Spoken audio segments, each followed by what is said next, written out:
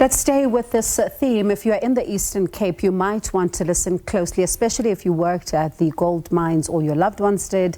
A roadshow is coming to the province to address issues around unclaimed benefits relating to silicosis and other TB-related illnesses. Let's get more details now from Outreach Manager for the Tshiamiso Trust, Realeboha Shale. Realeboha, thank you so much for your time this evening.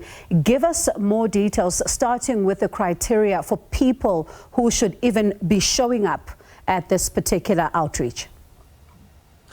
Good evening to you, Bongi, and good evening to your viewers at home.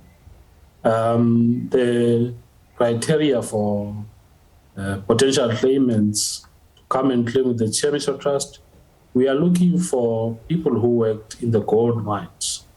Not all the gold mines, but some selected gold mines who have done risk work from 1965 to 2019, and the beneficiaries of those who might have deceased as we speak. We are looking for them, and we are here in the province on a roadshow that has started on the 29th and will end on the 14th of September. And give us a sense then, because as you say, it's not all mines who qualify. So let's talk about someone who's watching tonight who's asking themselves, which mines are these? So we are looking at the shafts that were owned, or operations that were owned by Harmony Mine, Sibanye Still Waters, African Mineral Rainbow. We're looking at people who worked at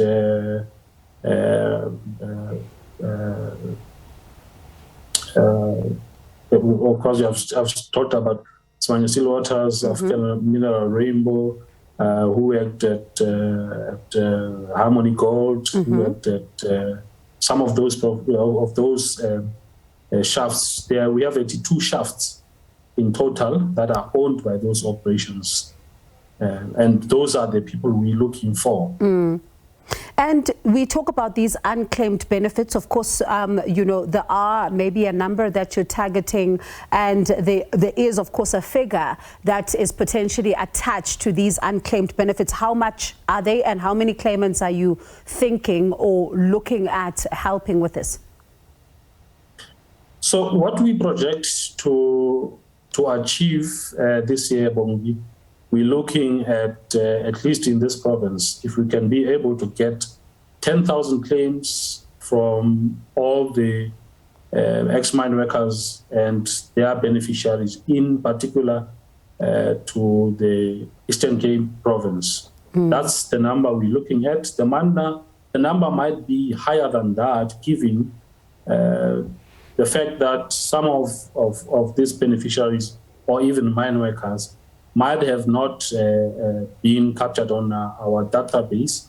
Then we are able, given proof and evidence that people worked at this particular mines we are working with, and we are able to grade them so they can go through a lodgement process, which will take them through medical benefit examination for those that are living.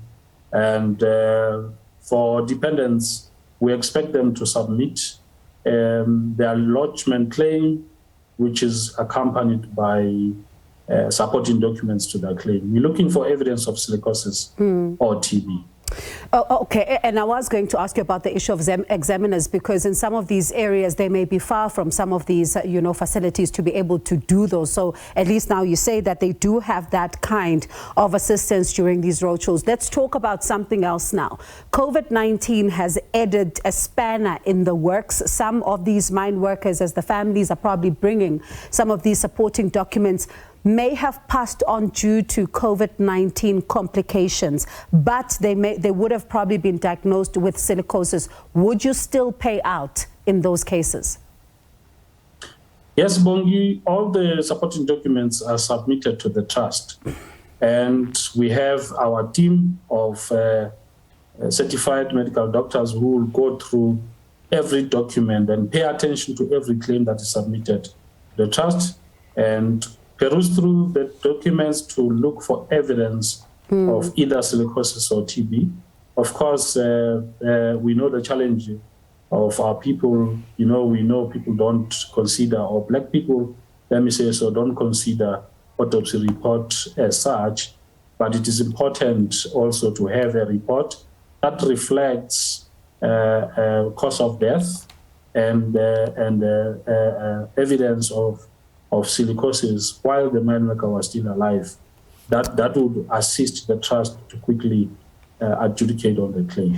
I know you're still going to go to areas like Ngobo, for example, and all of that. Let's talk about someone who's also thinking tonight, either they can go there, but the reality is that, Realeboha, there are individuals in townships or even in rural areas who are coming in saying, I can help you with these claims. You need to pay X amount of money, for me to be able to assist you.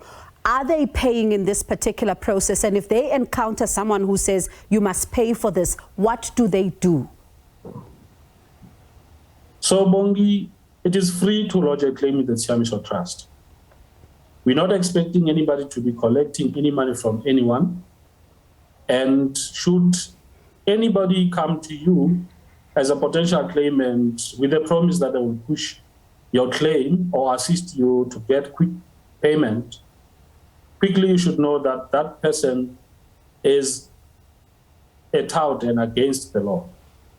The police must be informed of such individuals who are taking the last hard-earned money from our poor people. We stand against that and strongly, firmly say we will not tolerate such a behavior. People must take action. We are working together with SABC.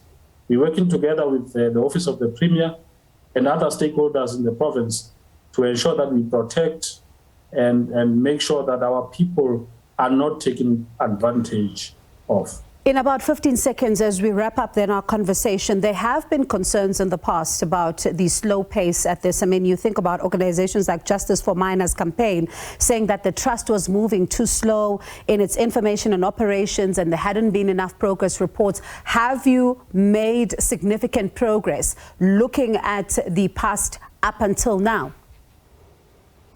So in the past 18 months, Bongi, we've been working very hard, to improve our systems and make sure that we pay as quickly as possible those who are due to payment.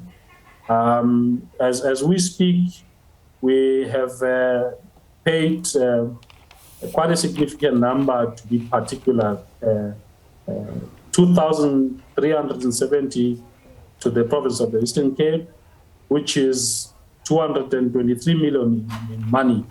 So we are now quickly paying. Yes, we had challenges to set up in terms of dealing with the dependence claims. Now we have improved and we have started paying dependents as we speak.